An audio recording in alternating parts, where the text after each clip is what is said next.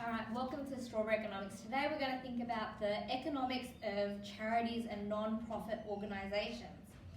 So why are we concerned with charities? Alright, yes, they give us output, they provide people who might donate a sense of utility, but it's so much more than that. Today I'm going to run through the multiplier effect that is associated with charities and non-profit organisations to encourage you to think about giving. Because it's not just the dollar that you give, but actually the initial increase gets multiplied to a larger increase. So you're actually getting more bang for your buck. And so we're going to be looking at the multiplier effect. If anyone knows basic economics, there's an initial increase. Let's say an initial increase in government expenditure, $50 billion. That $50 billion actually turns out to be double, or 100 billion or 200 billion. It multiplies in value because as it goes through different sectors of the economy, businesses, consumers, it tends to multiply in value. And so that initial increase is higher towards the end. And it's the same for charities. Let's say that you might donate,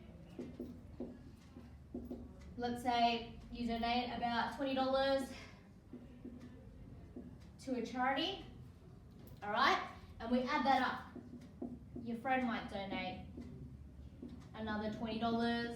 And let's say you've got a real good mate who's got a big heart and he's donating about $60. And so what you've got here on the first stage, initially you've got about $100.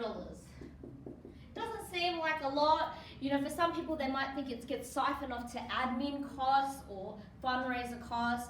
So you're probably donating this $20 and going, actually, that's not a lot that I can think of. So let's put in the multiplying effect. You donate that $20, where does that money go? So in stage 2, the money is obviously getting siphoned off to where it's needed. So they might increase their demand for products, all right? Non-profit organizations, they need things,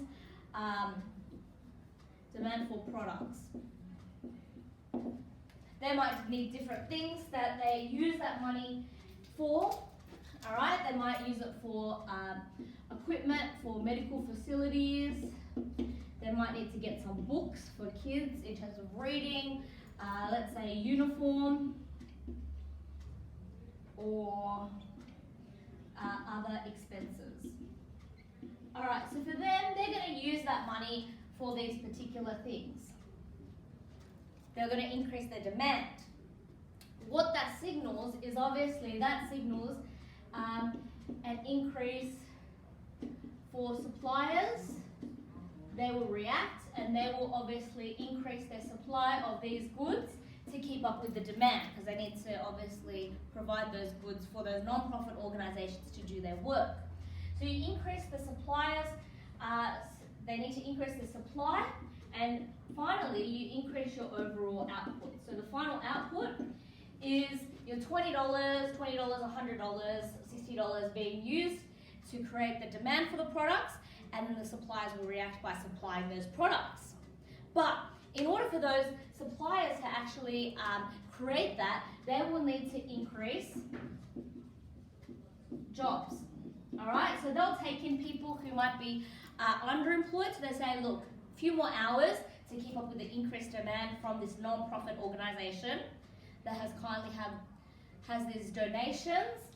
Increase the jobs.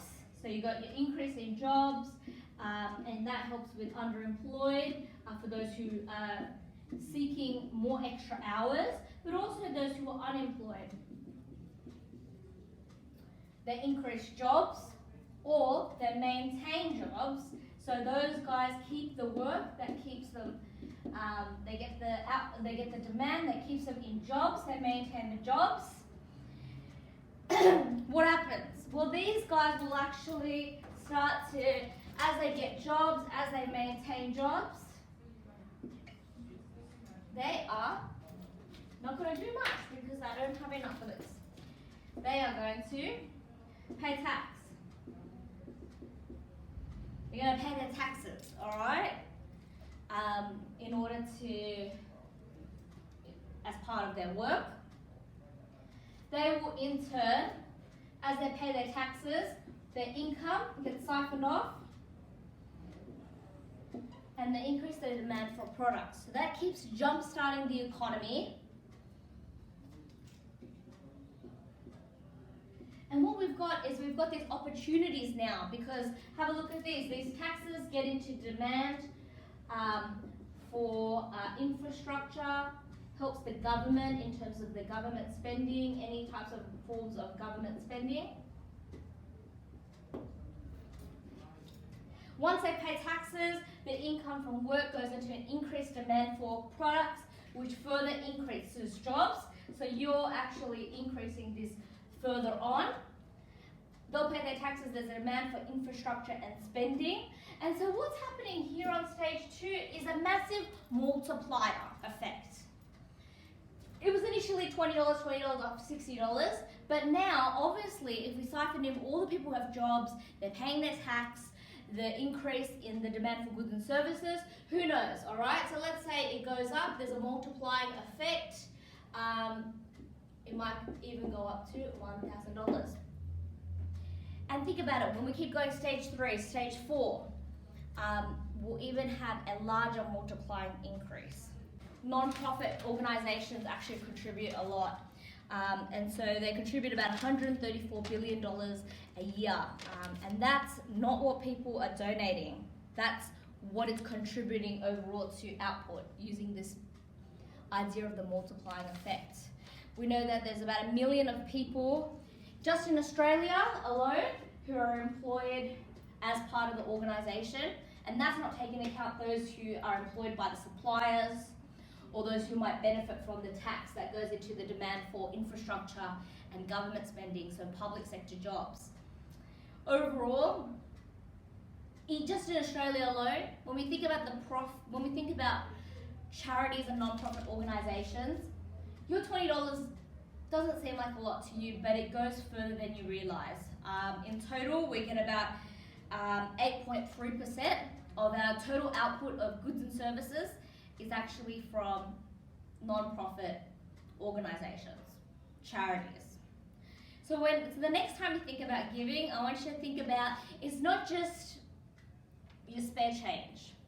It's about being generous, but it's about seeing the true value that your dollar goes a huge way as you invest in such worthwhile causes such as charities and non-profit organisations.